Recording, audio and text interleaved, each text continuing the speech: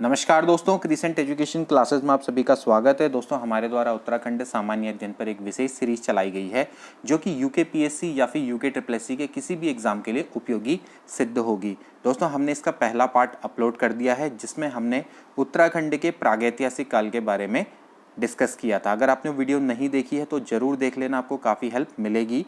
आज हम दोस्तों इसका सेकंड पार्ट लेकर आए हैं। आज हम पढ़ेंगे उत्तराखंड आदि ऐतिहासिक काल, जिसको कि पौराणिक काल भी बोला जाता है। पहले हम इसमें उत्तराखंड क्षेत्र के बारे में पढ़ेंगे, फिर गढ़वाल क्षेत्र के बारे में पढ़ेंगे। इसके बाद कुमाऊं क्षेत्र आएगा, वो हम अगली वीडियो में डिस्कस करेंगे। तो चलिए वीडियो को स्टार्ट करते हैं। सो फ्रेंड्स, आज का टॉपिक है आद्य ऐतिहासिक काल, जिसको कि पौराणिक काल के नाम से भी जाना जाता है। दोस्तों, पिछली वीडियो में हमने सुविधा के लिए, अध्ययन की सुविधा के लिए उत्तराखंड के इतिहास को 3 भागों में बांटा था: प्रागैतिहासिक काल, आद्य ऐतिहासिक काल और ऐतिहासिक काल। प्रागैतिहासिक काल हमने पिछली वीडियो में पढ़ लिया है। आज हम जानेंगे आद्य ऐतिहासिक काल के बारे में, जिसको कि पौराणिक काल भी बोला जाता है। दोस्तों, मैंने आपको पिछली वीडियो में बताया था कि उत्तराखंड का इतिहास, विशेषकर जो पौराणिक इतिहास है, वो काफ़ी गौरवपूर्ण है, ठीक है, लेकिन पुरातात्विक साक्ष्यों की कमी है, जिसके कारण राज्य में आद्य ऐतिहासिक के स्रोत ज़्यादातर क्या है, धार्मिक ग्रंथ और साहित्य हैं। यानी कि हमें आद्य ऐतिहासिक काल के बारे में अगर जानकारी चाहिए तो धार्मिक ग्रंथ और साहित्य की मदद से इसकी जानकारी मिलती है। जैसे कि इसमें आता है ऋग्वेद, ब्राह्मण ग्रंथ, पुराण और बौद्ध साहित्य। इनकी मदद से हमें दोस्तों उत्तराखंड के बारे में जानकारी मिलती है, उत्तराखंड के पौराणिक काल के बारे में जानकारी मिलती है। ओके, आद्य ऐतिहासिक काल उस काल को बोला जाता है दोस्तों जहां पर आपको लिपिक साक्ष्य तो मिले हैं, लेकिन उनको अच्छे से पढ़ा नहीं जा सका है। तो हमारे जैसे धार्मिक ग्रंथ हैं, ऋग्वेद, ब्राह्मण ग्रंथ, पुराण, बौद्ध साहित्य, ये दोस्तों आद्य ऐतिहासिक काल के अंतर्गत आते हैं, यानी कि आद्य ऐतिहासिक काल के साक्ष्य के रूप में जाने जाते हैं। तो उत्तराखंड के बारे में भी दोस्तों हमें इन्हीं से ही नॉलेज मिलती है। अब बात करते हैं दोस्तों आद्य ऐतिहासिक काल के विस्तार की। तो चतुर्थ शताब्दी से लेकर ऐतिहासिक काल तक का जो विस्तार है या समय है, वो दोस्तों क्या कहलाता है, आद्य ऐतिहासिक काल कहलाता है।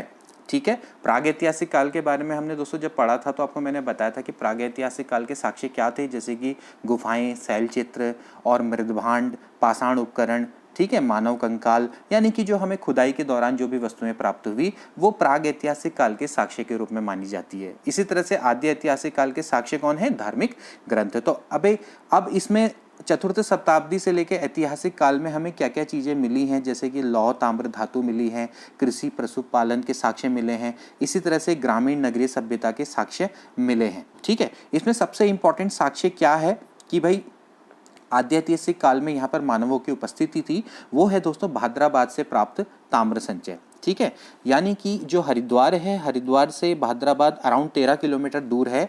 तो डॉक्टर यशवंत कटोच के अनुसार 1951 में यहाँ पर जब भाद्राबाद की नहर खोदी गई थी तो उस समय पे 1951 में यहाँ पर ताम्र उपकरण मिले थे। इसके अलावा यहाँ से बहुत सारे मृदभांड भी मिले थे जो कि गैरिक भांड कहलाते हैं। ठीक है, यानी गैरिक भांड के समान यहाँ पर मृदभांड भी प्राप्त हुए थे। इसके अलावा रामगंगा घाटी है, यहाँ से भी दोस्तों विभिन्न सामग्रियों के साथ साथ महापाषाणीय समाधान के अवशेष भी मिले थे। महापाषाणीय समाधान, जब एक समाधान होता है उसको बड़े बड़े पत्थरों से जब ढक दिया जाता है तो उसको महापाषाणीय समाधान बोला जाता है। तो यहाँ से भी उसके अवशेष मिले हैं। ठीक है, वैसे ये जो महापाषाणीय समाधान है ये विशेषता है दक्षिण भारत की। ठीक है, ये हमने आपको पिछली वीडियो में भी बता रखा है। इतिहास वाली जो सीरीज चल रही है उसको भी देखते रहना, बहुत अच्छे से आपको समझ में आ जाएगा। इसके अलावा दोस्तों मलारी जगह, जिसके बारे में हमने प्रागैतिहासिक काल में भी डिस्कस किया था, चमोली में जगह अवस्थित है, तिब्बत में, तिब्बत बॉर्डर के आसपास ही अवस्थित है। तो यहाँ पर भी दोस्तों हमें समाधान मिले, ठीक है, और काले एवं धूसर रंग के चित्रित मृदभांड मिले जो कि 1956 में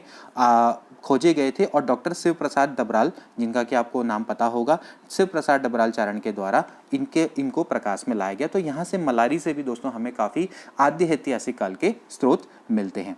ओके, तो ये हैं दोस्तों कुछ इंपॉर्टेंट स्रोत जो कि, या हम कह सकते हैं जगह, जहां से हमें आद्य ऐतिहासिक काल के स्रोत मिले हैं। अब दोस्तों हम बात करते हैं उत्तराखंड के बारे में। उत्तराखंड का जो विभिन्न प्राचीन ग्रंथ हैं जिनके बारे में अभी हमने पढ़ा, ऋग्वेद, पुराण, बौद्ध साहित्य, उपनिषद, इनमें उत्तराखंड को क्या क्या कहकर पुकारा गया है, ये भी काफ़ी इंपॉर्टेंट क्वेश्चन आपका बनता है। यूके ट्रिपल एससी का एग्जाम हो चाहे यूकेपीएससी का एग्जाम हो, ज़्यादातर ये पूछे जाते हैं। तो हमने इसको एक डायग्राम की मदद से शो करने का प्रयास किया है, आपको बहुत इजीली ये समझ में आ जाएगा। तो देखिए, सबसे पहले उत्तराखंड के उल्लेख की अगर हम बात करें दोस्तों, तो उत्तराखंड का सर्वप्रथम अगर हमें उल्लेख मिलता है तो वो मिलता है ऋग्वेद में। ठीक है, आप इसको बहुत ईजिली डायग्राम की मदद से समझ सकते हैं। उत्तराखंड का प्रथम उल्लेख दोस्तों हमें कहाँ मिलता है, ऋग्वेद से प्राप्त होता है और इस क्षेत्र को उत्तराखंड को यानी कि देवभूमि और मनुष्यों की पूर्ण भूमि बोला गया है। ये आपको याद रखना होगा कि देवभूमि और मनुष्यों की पूर्ण भूमि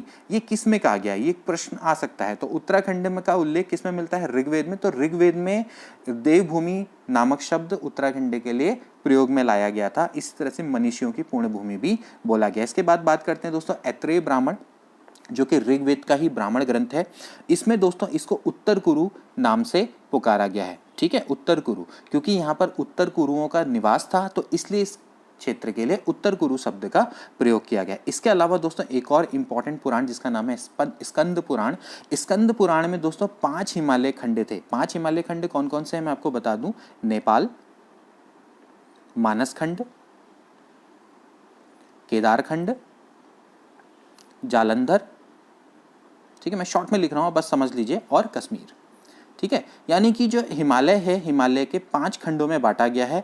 तो इसमें जो मानस खंड और केदार खंड है, मानस खंड और केदार खंड का जो संबंध है वो किससे माना गया है, उत्तराखंड से, और इसके संयुक्त क्षेत्र को ही उत्तराखंड बोला गया है। तो आप याद रखिएगा कि मानस खंड और केदार खंड का प्रयोग या इस नाम का वर्णन सर्वप्रथम कहाँ मिलता है, स्कंद पुराण में मिलता है। ठीक है, ये याद रखना। इसके अलावा जैसे कि जो मानस खंड है और केदार खंड है, इसकी बाउंड्री के बारे में भी बताया गया है। ठीक है, जैसे कि जो मानस खंड है, मानस खंड को दोस्तों नंदा देवी पर्वत से लेकर कालागिरी तक का क्षेत्र बोला गया है, उसको मानस खंड बोला गया है। जबकि केदार खंड को हरिद्वार से लेकर हिमालय तक का विस्तृत क्षेत्र केदार खंड के अंतर्गत आता है। और इन दोनों के बीच में जो बाउंड्री बनाता है वो कौन बनाता है, नंदा देवी पर्वत इनके बीच में बाउंड्री बनाता है, जिसको कि बदान क्षेत्र बोला गया है। हालांकि इनके बारे में हम डिस्कस करेंगे आगे जाके, कोई बात नहीं, लेकिन फिर भी आपको एक मैं प्राइमरी नॉलेज दे रहा हूं। ये सभी प्रश्न उत्तराखंड की परीक्षाओं में आते हैं। ठीक है, इसके बाद बात करते हैं बौद्ध साहित्य में। देखिए बौद्ध साहित्य में इसको हिमवंत के नाम से पुकारा गया है। ठीक है, जो बौद्ध साहित्य में पाली भाषा वाले ग्रंथ थे,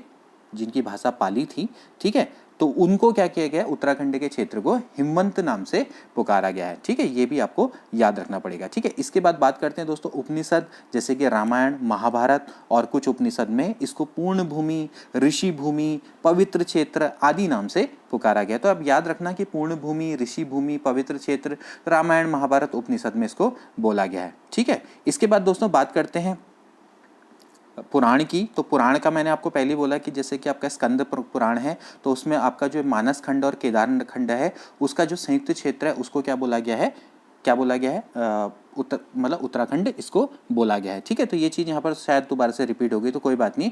जो पुराण है इसमें इसको क्या बोला गया है, मानस खंड और केदार खंड बोला गया। तो इसका संयुक्त क्षेत्र क्या है दोस्तों, उत्तराखंड कहलाया गया। ठीक है, इसके अलावा एक और यहाँ पर इंपॉर्टेंट चीज़ है, देखिए यहाँ पर जो ये संयुक्त क्षेत्र है पुराण में, मानस खंड और केदार खंड का जो संयुक्त क्षेत्र है दोस्तों, उसको उत्तरखंड, ब्रह्मपुर और खसदेश के नाम से भी पुकारा गया है। इसीलिए यहाँ पर इसको मेंशन किया गया होगा। देखिए स्कंद पुराण में ये तो लिखा है कि भाई 5 हिमालय क्षेत्र हैं, 5 हिमालय क्षेत्र में जो मानस खंड और केदार खंड है उसके संयुक्त क्षेत्र को उत्तराखंड बोला गया है। और पुराण में ये भी बताया गया है कि इनके संयुक्त क्षेत्र को और किस नाम से पुकारा जाता था, उत्तरखंड बोलते थे, ब्रह्मपुर बोलते थे और खसदेश बोला गया है। तो ये भी आपको याद करने की आवश्यकता है। उत्तरखंड, ब्रह्मपुर और खसदेश भी इसको किस में बोला गया दोस्तों, पुराण में बोला गया है। इसके अलावा दोस्तों गोरखावारी, देखिए गोरखावारी क्या है, एक पुस्तक है जो कि नागपंथ के प्रवर्तक गुरु गोरखनाथ द्वारा लिखी गई है। ठीक है, तो इन्होंने अपनी पुस्तक गोरखावारी में भी उत्तराखंड का जिक्र किया है, यानी कि उत्तराखंड शब्द का प्रयोग किया। तो ये हैं दोस्तों कुछ ऐसे साक्ष्य जिनसे उत्तराखंड का उल्लेख हमें मिलता है। अब बात करते हैं दोस्तों गढ़वाल क्षेत्र की। भाई गढ़वाल क्षेत्र को अलग अलग पुराणों में, महाभारत में, धार्मिक ग्रंथों में किस किस नाम से पुकारा गया है। तो सबसे पहले बात करते हैं महाभारत एवं पुराण की। तो महाभारत एवं पुराणों में दोस्तों गढ़वाल क्षेत्र को बद्रिकाश्रम क्षेत्र, तपोभूमि, स्वर्ग भूमि नाम से बोला गया है। ठीक है, इसी तरह से केदार खंड भी बोला गया है, जैसे कि मैंने आपको बताया था स्कंद पुराण में, तो स्कंद पुराण में इसको केदार खंड बोला गया। तो मैंने आपको इसका एरिया बताया था, माया क्षेत्र यानी हरिद्वार से लेकर हिमालय तक का विस्तृत क्षेत्र क्या कहलाता था, गढ़वाल कहलाता था। ठीक है, इसके अलावा कुछ धार्मिक ग्रंथों में इसको केदार खस मंडले भी बोला गया। ठीक है, केदार खस मंडले का अर्थ होता है दोस्तों कि खस प्रदेश का पर्यायवाची, यानी कि यहाँ पर खसों की जनसंख्या बहुत अधिक थी, जिन्होंने जिन्होंने क्या किया था दोस्तों, बौद्ध मत का प्रचार प्रसार अधिक किया था। तो इसका मतलब ये माना जाता है कि गढ़वाल में उस समय पर खस जाति के लोग बहुत ज़्यादा निवास करते थे, तो इसलिए इसको केदार खस मंडले भी बोला गया है। ठीक है, तो शुरू में तो दोस्तों ये नाम थे गढ़वाल क्षेत्र के, बाद में इसका नाम क्या पड़ा, गढ़वाल बाद में पड़ा। कब पड़ा, 1515 ईस्वी में। ये भी एक इंपॉर्टेंट चीज है ध्यान में रखना कि गढ़वाल नाम इसका दोस्तों कालांतर में पड़ा 1515 ईस्वी में, जब पंवार शासक अजय पाल के द्वारा इस क्षेत्र के 52 गढ़ों को विजित कर लिया गया था। ठीक है, ये चीज आपको ध्यान में रखना कि जो गढ़वाल क्षेत्र है, गढ़वाल क्षेत्र के पहले नाम थे बद्रिकाश्रम क्षेत्र, तपोभूमि, स्वर्गभूमि, केदारखंड, इस तरह के इसके नाम थे, केदार खस मंडले इनके नाम थे। और जो गढ़वाल है दोस्तों, ये कालांतर यानी बाद में नाम इसका निकल कर आया जब पंवार शासक अजय पाल के द्वारा इस क्षेत्र के 52 गढ़ों को विजित कर लिया गया 1515 ईस्वी में। ये भी आप याद रखेंगे। इसके बाद हमने इसके बारे में वैसे भी डिस्कस करना है, तो मैं आपको थोड़ा सा गढ़वाल के बारे में बता दूं। देखिए दोस्तों, गढ़वाल का मतलब क्या होता है, गढ़ वाला क्षेत्र। गढ़वाल का मतलब होता है गढ़ वाला क्षेत्र, गढ़ प्लस वाल से बना है, जिसका अर्थ होता है गढ़वाल। और जब बात करते हैं दोस्तों गढ़ की, तो गढ़ का मतलब ये होता है दोस्तों कि जो पर्वतीय क्षेत्र या पहाड़ियों पर बने किले। ठीक है, ऋग्वेद में दोस्तों मेंशन किया गया है कि जो राजा संबर थे, उनके 100 गढ़ों को इंद्र व सुदास के द्वारा नष्ट कर दिया गया था। ठीक है, ये इस चीज का ऋग्वेद में दोस्तों वर्णन हुआ है। तो उस समय पर कितने हुआ करते थे, 100 गढ़ थे, तो 100 गढ़ को राजा संबर के 100 गढ़ों को इंद्र और सुदास के द्वारा नष्ट कर दिया गया था। तो ये है दोस्तों गढ़वाल क्षेत्र। अब बात करते हैं दोस्तों इसकी भौगोलिक स्थिति की। तो गढ़वाल क्षेत्र की भौगोलिक स्थिति वैसे मैं आपको बता चुका हूँ, लेकिन यहाँ पर हमने डायग्राम की मदद से इसकी उत्तर दिशा, दक्षिण दिशा, पूर्व दिशा और पश्चिम दिशा के बारे में बताने का प्रयास किया। देखिए, गढ़वाल का पौराणिक नाम जैसे कि मैंने आपको बताया क्या था, केदारखंड था। तो जो केदारखंड का भौगोलिक क्षेत्र बताया गया है वो है दोस्तों, एक तो है श्वेतांग पर्वत, यानी कि उत्तर में श्वेतांग पर्वत हिमालय से लेकर दक्षिण में हरिद्वार। ठीक है, ये तो हो गया दोस्तों इसका उत्तर, ये हो गया दक्षिण। जबकि बात करते हैं दोस्तों पूर्व में, तो पूर्व में है बौद्धांचल यानी कि बधान पट्टी, जिसको कि क्या बोला जाता है, नंदा देवी पर्वत बोला जाता है। ठीक है, और इसके बाद जो इसके पश्चिम है, पश्चिम का जो इसका क्षेत्र है वो क्या है, तमसा नदी, यानी कि जिसको कि टोंस बोला जाता है। ठीक है, तो यानी कि जो केदारखंड का भौगोलिक क्षेत्र है वो क्या है दोस्तों, दक्षिण में गंगाद्वार यानी कि हरिद्वार या माया क्षेत्र भी इसको बोल सकते हैं, से लेकर उत्तर में श्वेतांग पर्वत यानी कि हिमालय की श्रेणियां तक, और पूर्व में बौद्धांचल बधान पट्टी से लेकर पश्चिम में तमसा नदी यानी टोंस नदी तक माना जाता है। ठीक है, तो स्कंद पुराण में इस चीज का वर्णन किया गया है। ठीक, अब बात करते हैं दोस्तों ऋग्वेद में कुछ इंपॉर्टेंट टॉपिक्स की, क्योंकि इनको भी डिस्कस करना बहुत ज़्यादा इंपॉर्टेंट हो जाता है दोस्तों। जैसे कि मैंने आपको बताया, इसका पौराणिक युग है वो काफ़ी गौरवमयी रहा है, तो इसके बारे में हम एक एक करके दोस्तों हम डिस्कस करेंगे। तो दोस्तों सबसे पहले बात करते हैं ऋग्वेद में क्या क्या उल्लेख किया गया है। दोस्तों माना जाता है कि जब प्रलय आई थी यानी कि जल प्लावन हुआ था, उसके पश्चात सृष्टि की रचना इसी क्षेत्र से हुई थी। इसी क्षेत्र का मतलब है कि यहाँ पर अलकापुरी के पास ब्रह्मावर्त के निकट एक जगह है प्राणाग्राम। प्राणाग्राम में ही दोस्तों जो सप्त ऋषि थे, इन्होंने आकर अपने प्राणों की रक्षा की थी, और यहीं से दोस्तों सृष्टि की पुनर्रचना हुई थी। सप्त ऋषि कौन कौन थे, उनका नाम मैंने यहाँ पर लिखा है, मारीची, अंगिरा, अत्रि, अगस्त्य, भृगु, वशिष्ठ और मनु। मनु कौन है दोस्तों, यही मनुष्यों के आदि पूर्वज कहलाते हैं, यानी कि सभी मनुष्यों को इन्हीं की संतान माना जाता है। देखिए, मनु का निवास स्थल कहाँ पर माना गया है, अलकापुरी माना गया है। ठीक है, तो दोस्तों मान्यता यही है कि मनु क्या हुए थे, प्रलय के बाद यानी प्रलय के समय पर अपने माता विवस्वती, पिता वैवस्वत और अपने पुत्र इक्ष्वाकु के साथ इस क्षेत्र में आए थे। ठीक है, जल प्लावन के बाद यहाँ पर आए थे माणा नामक एक जगह पे। ठीक है, माणा आप जानते होंगे जो हमारा अंतिम गांव है भारत का। ठीक है, तो माणा नामक एक स्थान पर ये आए थे। ठीक है, और जिस भूमि में उन्होंने अपने उपनिवेशिक स्वराज्य की वृद्धि करी, उसको मनु के नाम से ही क्या माना जाता है, मानसखंड माना जाता है। मानसखंड क्या है दोस्तों, वर्तमान कुमाऊं है। ठीक है, अब यहाँ पर दोस्तों लिखे हैं मैंने ब्रह्मा के मानस पुत्र। देखिए ध्यान में रखना कि इन्हीं से ही आगे जाके सृष्टि की रचना हुई है। ठीक है, जो ब्रह्मा के मानस पुत्र उनका नाम यहाँ पर लिखा है मैंने, दक्ष, मरीचि, अंगिरा, पुलत्स्य, पुलह, कृतु और अत्रि। ये देखिए दोस्तों, ये कौन थे, ब्रह्मा के मानस पुत्र थे। ठीक है, और इन्हीं से ही दोस्तों क्या हुए, सृष्टि के असंख्य मानव पैदा हुए। इन सभी के गढ़वाल, इन सभी के दोस्तों जो आश्रम है वो कहाँ पर है, गढ़वाल में अवस्थित है, क्योंकि अभी हम गढ़वाल के बारे में डिस्कस करते हैं। ठीक है, तो यहाँ पर ध्यान रखना कि जो ब्रह्मा के मानस पुत्र हैं, इन सभी के माना जाता है कि इनके आश्रम सभी गढ़वाल में अवस्थित है। अब यहाँ पर दोस्तों मैंने एक दो इंपॉर्टेंट पुत्र हैं इनके, एक तो बात करते हैं दक्ष की और दूसरे बात करते हैं मरीचि की। इनको मैंने डायग्राम की मदद से यहाँ पर दिखाने का प्रयास किया है। देखिए, ब्रह्मा के पुत्र थे दक्ष और एक पुत्र थे मरीचि। ठीक है, तो दक्ष को दोस्तों प्रजापति का उपाधि से सम्मानित इनको किया गया था। इनको दक्ष प्रजापति कहा जाता था। ठीक है, ये सर्वप्रथम आर्यन नरेश थे। ठीक है, और इनकी जो राजधानी थी दोस्तों वो थी दक्षिण कनखुल। कनखुल जिसको कि आज के ज़माने में हम कनखल मानते हैं, कनखल हरिद्वार में अवस्थित है। ठीक है, तो इनकी दोस्तों क्या थी, 13 पुत्रियां थी, जिनमें सबसे बड़ी थी दीति और सबसे छोटी थी अदिति। ध्यान रखना, जो सबसे बड़ी थी वो थी दीति और सबसे कनिष्ठ थी वो थी अदिति। ठीक है, अब जो इन 13 की 13 पुत्रियों का विवाह हुआ दोस्तों, वो हुआ मरीचि के पुत्र महर्षि कश्यप से। ठीक है, इनका विवाह हुआ मरीचि, ये जो कि ब्रह्मा के दूसरे पुत्र थे मरीचि, इनके पुत्र महर्षि कश्यप से विवाह हुआ। और इन महर्षि कश्यप से जब इनको विवाह हुआ तो दिति से दैत्य पैदा हुए और अदिति से देव पैदा हुए। 12 देव और 12 दैत्य इनसे पैदा हुए। ठीक है, ये आपको याद रखना पड़ेगा। इसमें इंद्र सबसे बड़े देव थे और विष्णु सबसे छोटे थे। विष्णु यानी वामन की हम यहाँ पर बात कर रहे हैं दोस्तों, वो सबसे छोटे थे। ठीक है, तो यहाँ से देवकालीन व्यवस्था के बारे में भी हमें पता लगता है। ठीक है, याद रखना कि उस समय पर जो देव और दैत्य थे वो जातिगत शब्द नहीं थे। ठीक है, ये जो जैसा कर्म करता था वो उसी के अनुसार देव या दैत्य कहा जाता था। ठीक है, अब दोस्तों हम बात करें देव और दैत्य की, तो यहाँ से मैंने आपको बता दिया आदिति से आदित्य निकले और दिति से दैत्य निकले। ठीक है, अब बात करें इनके शासन क्षेत्र की, तो उस समय का जो शासन क्षेत्र है वो क्षेत्र का उस समय का 4 प्रकार का शासन क्षेत्रों का दोस्तों उसमें पता लगता है देवकालीन शासन व्यवस्था के बारे में। तो सबसे पहले हम बात करते हैं कैलाश, अलकापुरी, देवपुरी और हिम क्षेत्र। ठीक है, तो ये कैलाश है।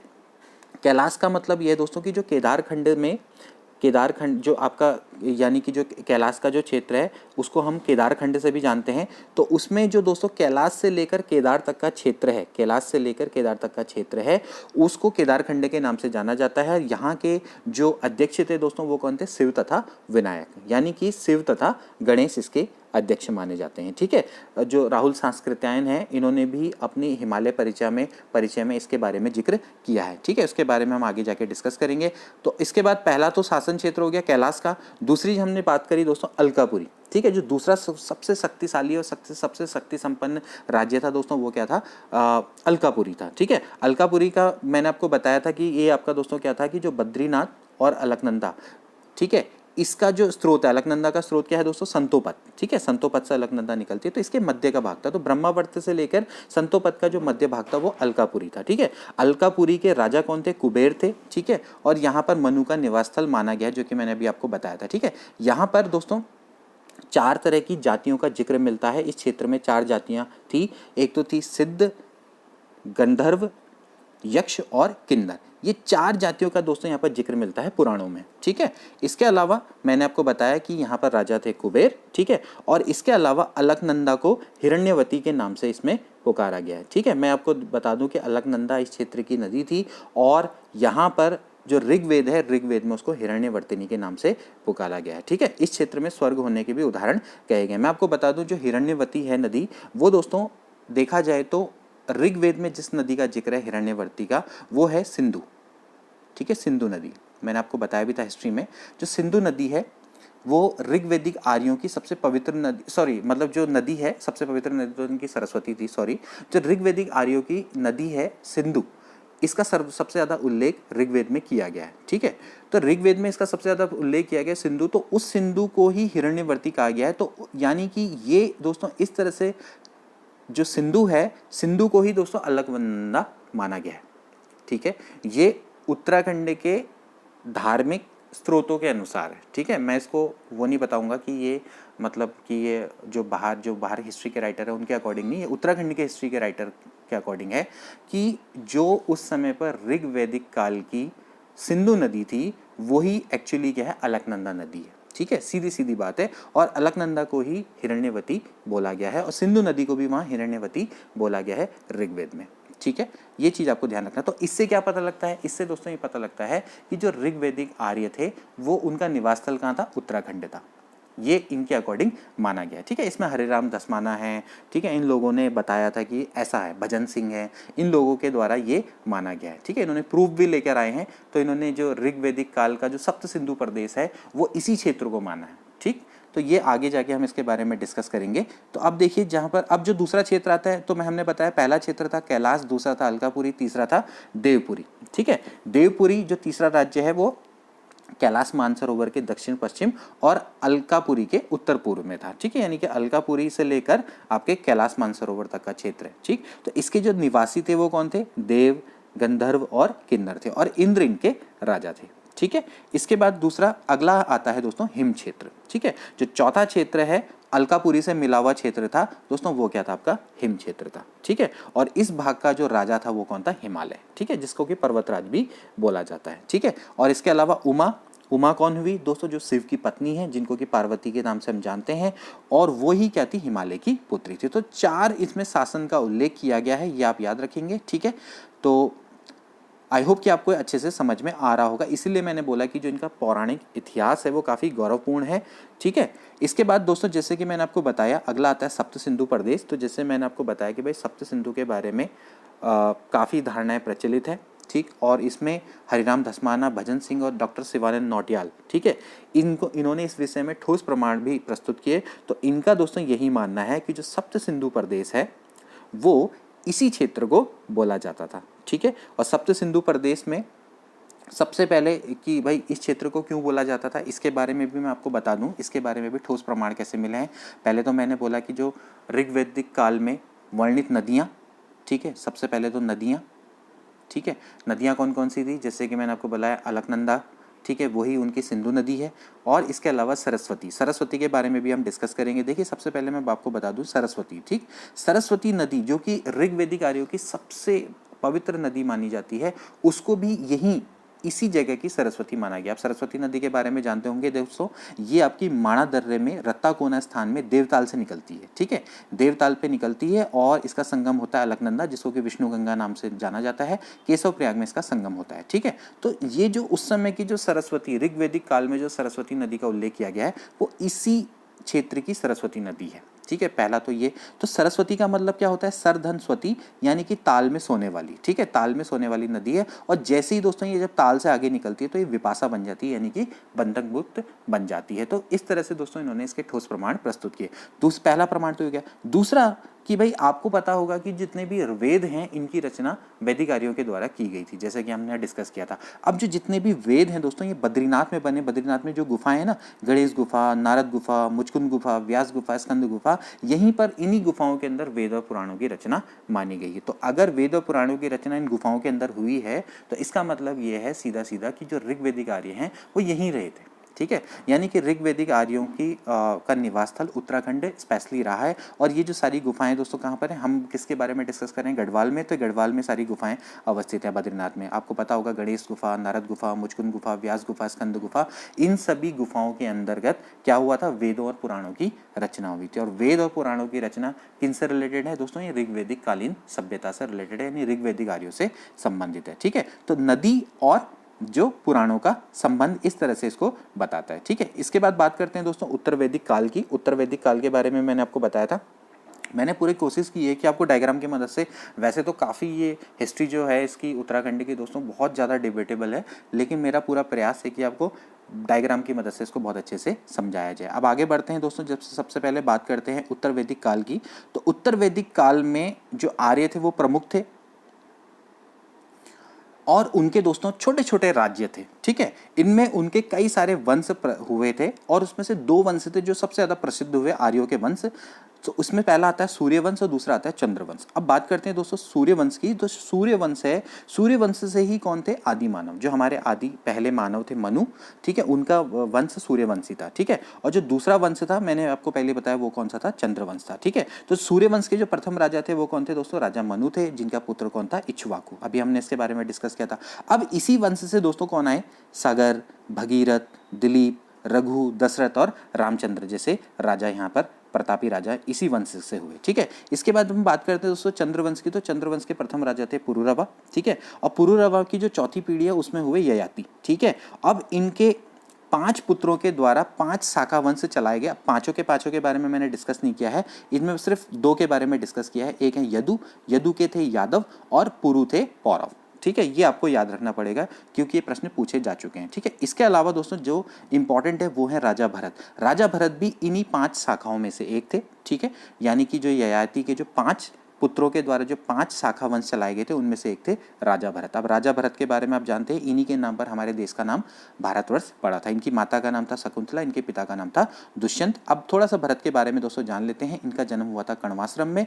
कण्वाश्रम एक बहुत इंपॉर्टेंट जगह जिसको कि वर्तमान कोटद्वार, ये यहाँ पर कोटद्वार के नाम से इसको पहचाना गया है, ठीक है। वर्तमान नाम इसका चौका घाट है, ये भी आप याद रखेंगे। नदी है मालिनी तट, यानी कि मालिनी नदी के तट पर इनका जन्म हुआ था, ठीक है। और अभिज्ञान शाकुंतलम की रचना कालिदास के द्वारा मालिनी नदी के तट पर ही यहाँ पर की गई थी। तो भरत इंपॉर्टेंट, इन्हीं के नाम पर हमारे देश का नाम भारतवर्ष पड़ा। तो इसका मतलब ये है दोस्तों कि जिनके नाम पर हमारे देश का नाम भारतवर्ष पड़ा है वो उत्तराखंड की संतान है, यानी कि उनका जन्म भी उत्तराखंड में हुआ है। इसीलिए मैंने आपको बोला है कि यहाँ का जो पौराणिक इतिहास है वो काफ़ी गौरवपूर्ण है। तो उत्तराखंड यानी भारतवर्ष को नाम देने वाला जो भरत है वो उत्तराखंड का ही पुत्र है, ठीक है। तो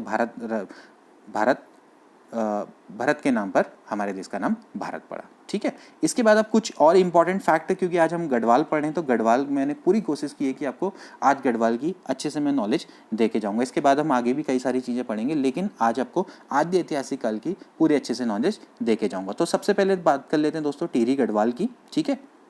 देखिए टिहरी गढ़वाल में एक जगह है हिमयाण पट्टी। हिमयाण में एक विसोन पर्वत है। यहाँ पर दोस्तों वशिष्ठ गुफा, वशिष्ठ कुंड और वशिष्ठ आश्रम है, ठीक है। यहाँ पर से माना जाता है कि राम के वनवास चले जाने के बाद जो वशिष्ठ मुनि हैं और उनकी पत्नी अरुंधति है, इन्होंने यहीं पर निवास किया था। अब एक चीज़ ध्यान में रखना कि जो वशिष्ठ गुफा, वशिष्ठ कुंड और वशिष्ठ आश्रम है वो उत्तरकाशी भी दिया हो सकता है, ठीक है। और अगर मैं आपको एग्जैक्टली बताऊं तो ये उत्तरकाशी के पास ही है। तो अगर वशिष्ठ गुफा कभी भी पूछा जाएगा वशिष्ठ गुफा कहाँ अवस्थित है तो आप लिखेंगे उत्तरकाशी। हालांकि हमने इसको टिहरी गढ़वाल के आसपास दिखाया, तो उस समय का जो क्षेत्र है वो टिहरी गढ़वाल के आसपास का था, ठीक है। अभी लेकिन जब से फिर उसके बाद क्या हुआ, बाउंड्री दोबारा से खींची, तो फिर उसके बाद क्या हुआ, वो क्षेत्र कहाँ चला गया, उत्तरकाशी में चला गया। ये चीज़ को आप ध्यान में रखना कि वशिष्ठ गुफा कहाँ पर है, उत्तरकाशी में अवस्थित है, ठीक है। मैं आपको क्लियर भी करता रहूँगा बीच बीच में। इसके अलावा दोस्तों बात करते हैं देवप्रयाग की। देवप्रयाग का क्या रिलेटेड है, ये सारे के सारे गढ़वाल क्षेत्र हैं जिनका पौराणिक काल से मैं आपको संबंध बता रहा हूँ, ठीक है। शांत रखना, ठीक है। अब देवप्रयाग की बात करते हैं दोस्तों। तो देवप्रयाग में एक है सितोनस्यु पट्टी, ठीक है। यहाँ पर माना जाता है कि जो माता सीता है यहीं पर ही कहाँ समाई थी, पृथ्वी में समा गई थी, ठीक है। गढ़वाल क्षेत्र का जो देवप्रयाग है, ठीक है, आप में से कई लोग शायद इस क्षेत्र से बिलोंग भी करते होंगे। तो यहीं पर सितोनस्यु पट्टी है, यहीं पर ही माता सीता जी कहाँ पर पृथ्वी में समा गई थी और इन्हीं की याद में मनसार मेला मनाया जाता है प्रतिवर्ष, ठीक है। इसके अलावा यहाँ पर भगवान राम का भी एक मंदिर है, ठीक है। और भगवान राम ने अंतिम समय पर यही तपस्या की थी, ऐसा मानना है, ठीक है। इसके बाद कुछ और इंपॉर्टेंट चीज़ें जो कि गढ़वाल क्षेत्र से रिलेटेड है। देखिए इसमें सबसे इंपॉर्टेंट आता है महाभारत का वन पर्व। देखिए दोस्तों महाभारत के वन पर्व के अनुसार इस क्षेत्र में उस समय पर 3 जातियों का आधिक्य था। पहली थी पुलिंद, जिनको कि कुड़िंद भी बोला जाता है। इसके बाद थे किरात और तीसरे थे तंगड़, ठीक है। पहले तो आप ये याद रखेंगे, ठीक है। इसमें जो सबसे अधिक शक्ति संपन्न राजा था वो था दोस्तों राजा सुबाहु, ठीक है। याद रखना है पुलिंद राजा था, सबसे ज़्यादा शक्तिशाली था, जिसने अपनी राजधानी श्रीनगर या श्रीपुर भी कह सकते हैं, श्रीपुर स्थापित की थी, ठीक है। इसके बाद जो द्वितीय शक्तिशाली राजा था, जो दूसरी शक्ति थी यहाँ पर उस समय की, वो थी राजा विराट, ठीक है। राजा विराट जो कि उस समय पर जौनसार बाबर के राजा थे और इनकी राजधानी थी दोस्तों वैराटगढ़ी, ठीक है। ध्यान रखना जौनसार बाबर कालसी नामक स्थान पर है, ठीक है। इसके बाद एक इंपॉर्टेंट चीज है कि विराट की पुत्री थी उत्तरा, उसका विवाह अर्जुन के पुत्र अभिमन्यु के संग हुआ था, ठीक है। ये मैं आपको सब पौराणिक काल की चीज़ें बता रहा हूँ, कैसे कैसे हम इस चीज़ों को रिलेट कर सकते हैं, ठीक है। इसके अलावा दोस्तों जो तृतीय शक्ति थी वो थी रामायण काल के बाणासुर, ठीक है। रामायण काल के बाणासुर थे वो तीर्थराज थे। तो पहली 3 शक्तियाँ आप इसको ध्यान में रखना। रामायण काल के 12 बाणासुर थे जिनकी राजधानी थी ज्योतिषपुर जोशीमठ, ठीक है। जोशीमठ आप जानते होंगे सभी, तो उस समय की राजधानी, तो उनका संबंध भी इसी क्षेत्र से पाया गया। तो मैं आपको बता रहा हूँ कि किस तरह से भाई पौराणिक काल में जो इम्पोर्टेंट चीज़ें हुई हैं उनका संबंध इस क्षेत्र से है। तो पहले तो 3 शक्तियों के बारे में मैंने आपको बता दिया। जो 3 शक्तियाँ हैं कौन कौन सी थी। प्रथम शक्ति थी राजा सुबाहु जिसकी राजधानी थी श्रीनगर।